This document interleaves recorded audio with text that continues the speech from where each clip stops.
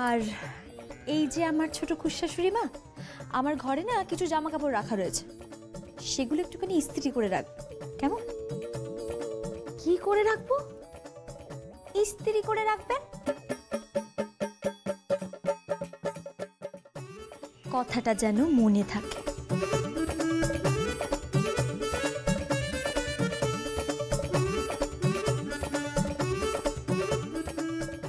ইস্ত্রি করে রাখবো, ভালো করে ইস্ত্রি করে রাখবো।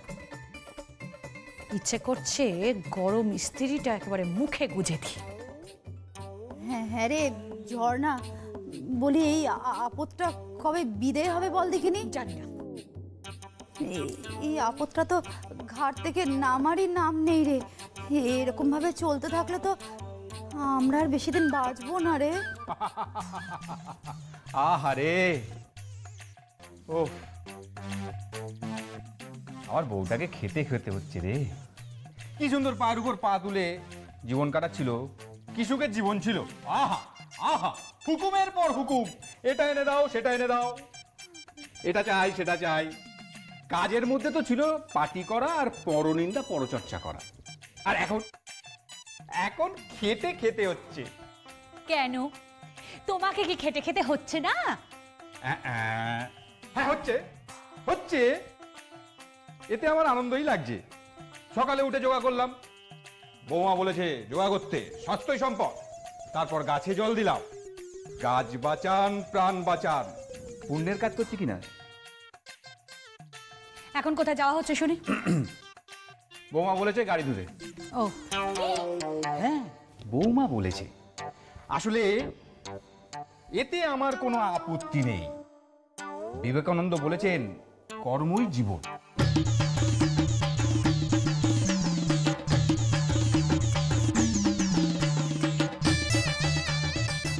ঝর্ণা কি বলে গেল রে? হ্যাঁ, শুনলে না কি বলে গেল? বলে গেল যে কর্মই নাকি জীবন। বৃষ্টি এখন আমার বরকে দিয়ে গাড়ি ধোয়াচ্ছে, এরপর হয়তো দেখবে চোখে দিয়ে দারবানিও করাবে।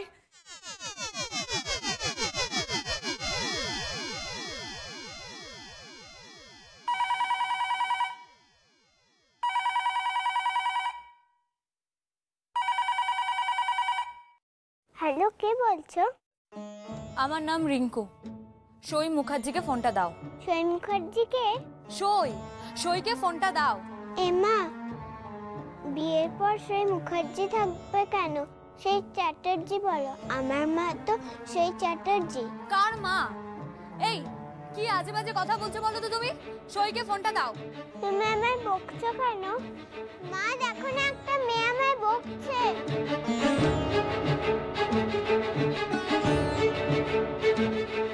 হ্যালো, কে বলছেন কি আপনি? আমি রিঙ্কু বলছি। তুমি কেন এখানে ফোন করেছো? আজ আমার বউ ভাত।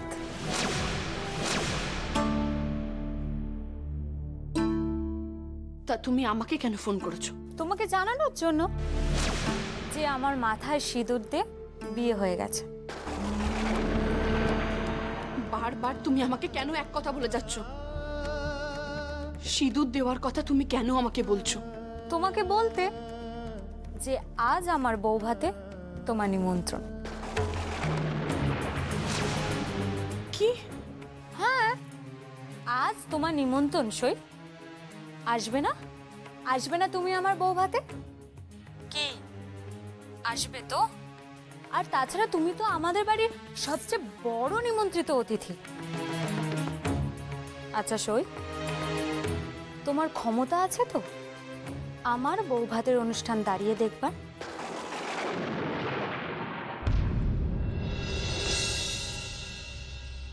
আমি তোমার ভাত কাপড়ের দায়িত্ব নিলাম।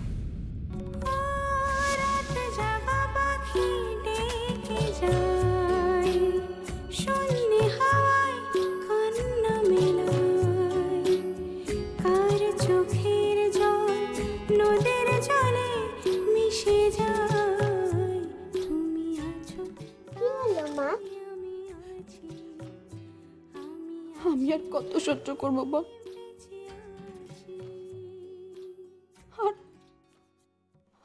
পারছি না আমি মাম্মা।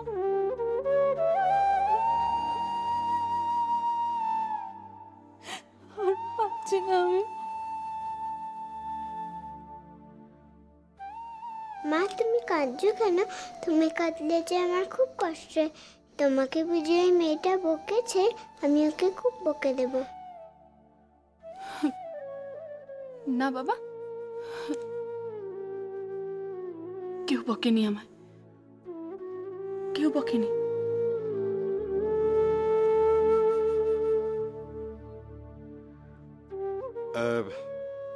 আমি একটু বেরোচ্ছি বৌমা। I am sorry. সই।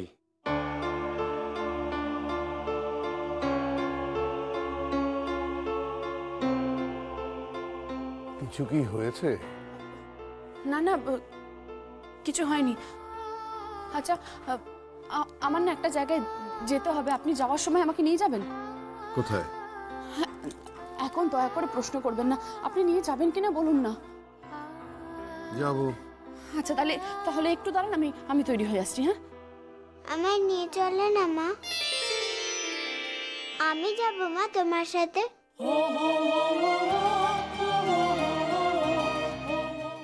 ঠিক আছে, নিয়ে যাব।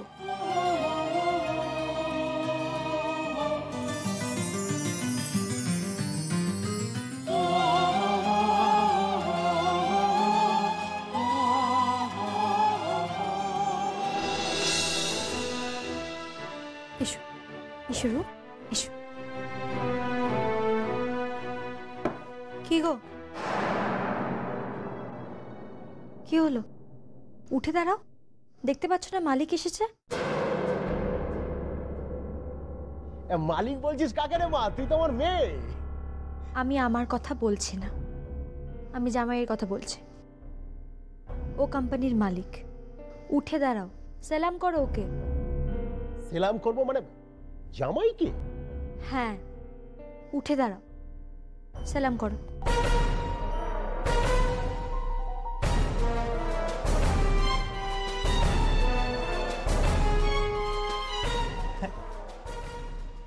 এসো রূপ, রেখে দাও এটা। এসো।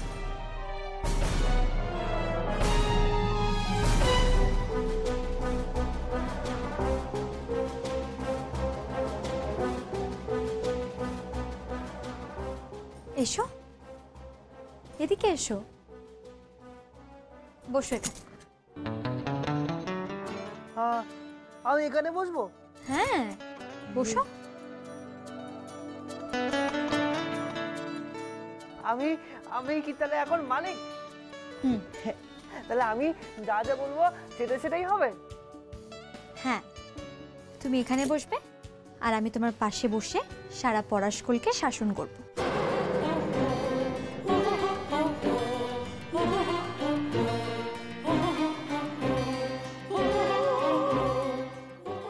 মা তোমাকে খুব সুন্দর লাগছে।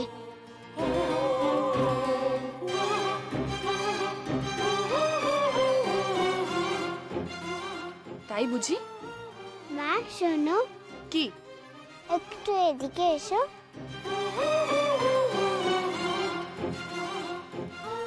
বল।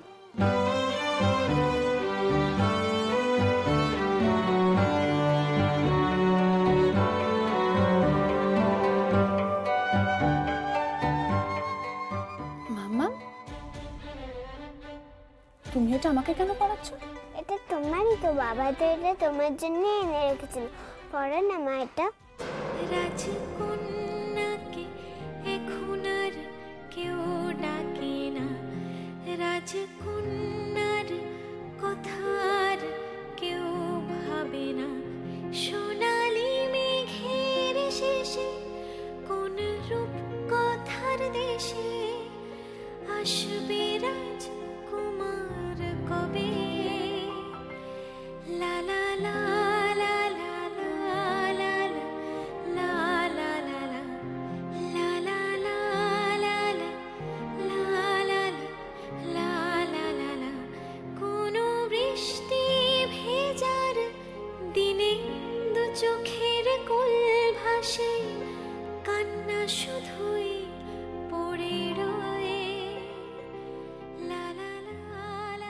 তোমরা তৈরি? দেরি হয়ে যাচ্ছে। হ্যাঁ তৈরি আমরা, চলুন।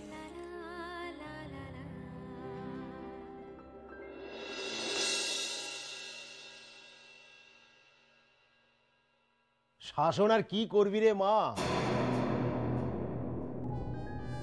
এখানে শাসন করার কিছু নেই রে মা। মানে কি বলবো তোকে, জায়গাটা খুব খারাপ হয়ে গেছে। মানে সত্যি কথা বলতে কি, 5 ভূতে সব লুটে পুটে খাচ্ছে। কারা লুটে পুটে খাচ্ছে? কারা? নে দেখ, তুই নিজের চোখে দেখ, দেখলেই বুঝতে পারবি। নে দেখ দেখ, বিলকুল দেখ। কিসের বিল? তোর খুড় শ্বশুরদের ক্রেডিট কার্ডের বিল। এই যে ক্রেডিট কার্ডের বিল দেখছিস? দেখ, সব লক্ষ লক্ষ টাকা বেরিয়ে যাচ্ছে ওনাদের বিল মেটাতে।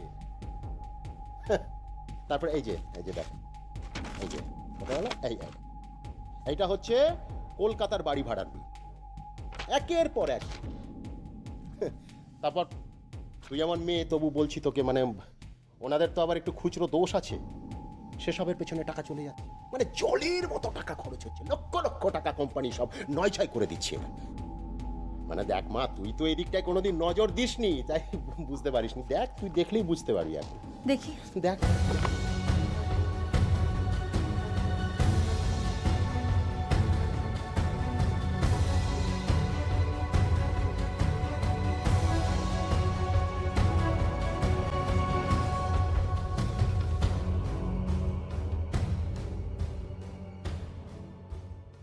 সত্যিই তো,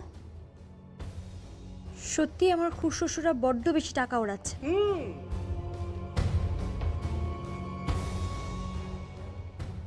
কষ্টের টাকা এইভাবে নষ্ট করছেন। এইবার মনে হচ্ছে ওনাদের কপালে শনি নাচছে।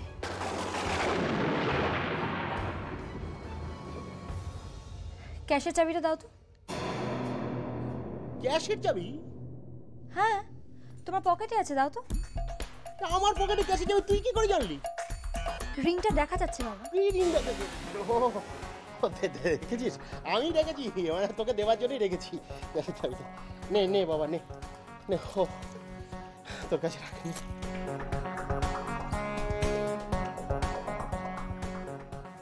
মিস্টার লাহিড়ী, মিস্টার লাহিড়ী, একটু এদিকে আসুন না।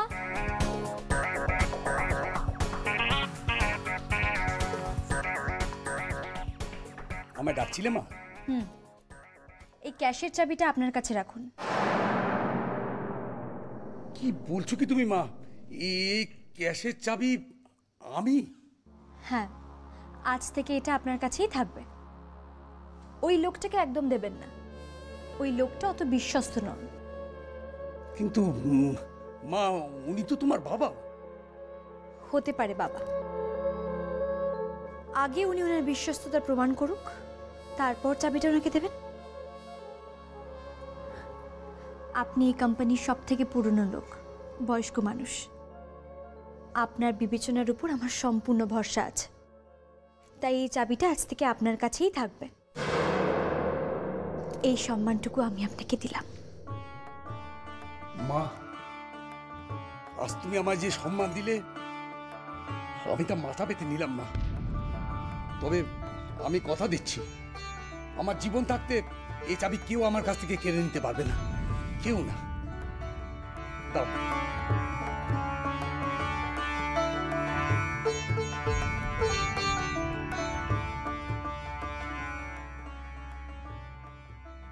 মেয়ে হয়ে নিজের বাপকে অপমান করছিস?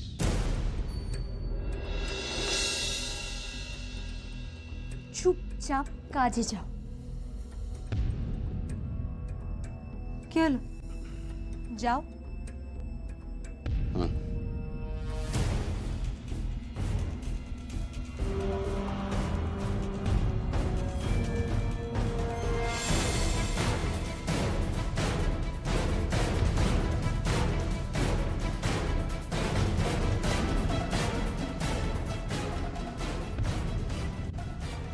এইবার তোমার কাকামুনিদেরকে ঢিট করতে হবে। মা, মা, আমি এই প্রশ্নে পার্টিসিপেট করতে পারছি না মা। প্লিজ মা, আমাকে তুমি ক্ষমা করো, প্লিজ মা, প্লিজ প্লিজ প্লিজ। উজান, বুঝান তুই এভাবে বলিস না, আমি তো তোর মা, তুই আমার কথাটা শুনবি না? না মা, আমি তোমার কথা শুনবো না। আমি তোমার কথা আর শুনতে পারছি না মা। তোমার কথা শুনে আমি সইকে এইবার থেকে বের করে দিয়েছি। যথেষ্ট অন্যায় করেছি, আমি যথেষ্ট অন্যায় করেছি। আমি আর অন্যায় করতে পারছি না মা, প্লিজ। মা, তোমাকে আমি একটা কথা পরিষ্কার করে দিচ্ছি, যে মেয়েকে আমি বিয়েই করিনি তার সঙ্গে বউ ভাতে কোনো অনুষ্ঠান আমি করতে পারবো না। তার হাতে বউ ভাতের ওই ভাত কাপড় আমি তুলে দিতে পারবো না, পারবো না, ব্যাস। কি বললি? কি বললি তুই আমাকে? কি বললি?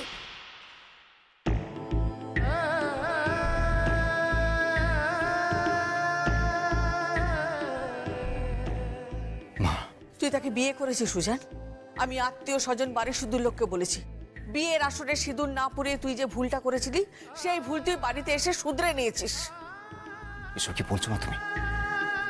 তুমি এই কথাগুলো ওদেরকে বলেছো? হ্যাঁ আমি বলেছি। শালগ্রাম শিলা সাক্ষী রেখে বাড়িতে এসে রিঙ্কুর স্মৃতিতে তুই সিঁদুর পরিয়ে দিয়েছিস। হ্যাঁ বাবা, তোর তো কখনো মায়ের কথা নড়চড় হয় না, তাই তুই এখন তোর বউয়ের হাতে বউ ভাতের ভাত কাপড় তুলে দিবি। না মা, আমি পারবো না। পারতেই হবে। আমি যখন বলেছি তখন এই কাজটা তোকে করতেই হবে।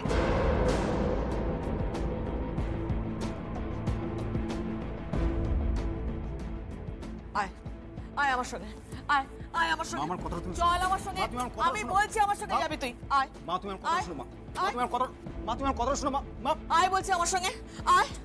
দাঁড়া দাঁড়া, চুপ করে এখানে দাঁড়া। কে আছে বলো তো? বউ ভাতের ভাত কাপড়টা নিয়ে এসো। আমার ছেলে তার বউকে বউ ভাতের ভাত কাপড়টা দেবে। মা কেন বুঝতে পারছো না? আমি তো ওকে বিয়ে। চুপ, একদম চুপ। এই কথাটা যদি আরেকবার উচ্চারণ করেছিস তাহলে তুই আমার মরা মুখ দেখবি। দেখেছিস? দেখ দেখ দেখ দেখ, বৌমাকে দেখ, কি সুন্দর লক্ষ্মীর মতন বসে আছে। দেখ কি হলো, এত দেরি হচ্ছে কেন বউ ভাতের ভাত কাপড়টা নিয়ে আসতে? নিয়ে এসো।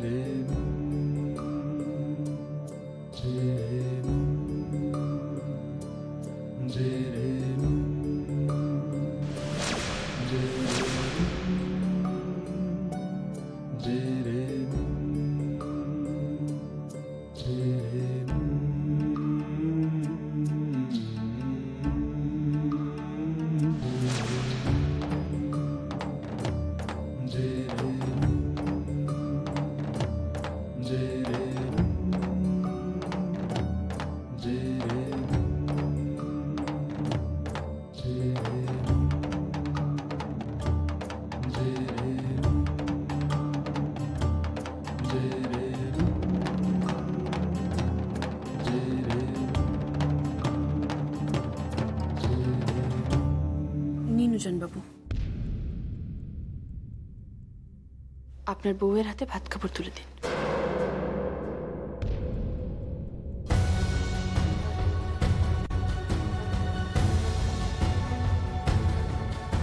নিয়ে নিন।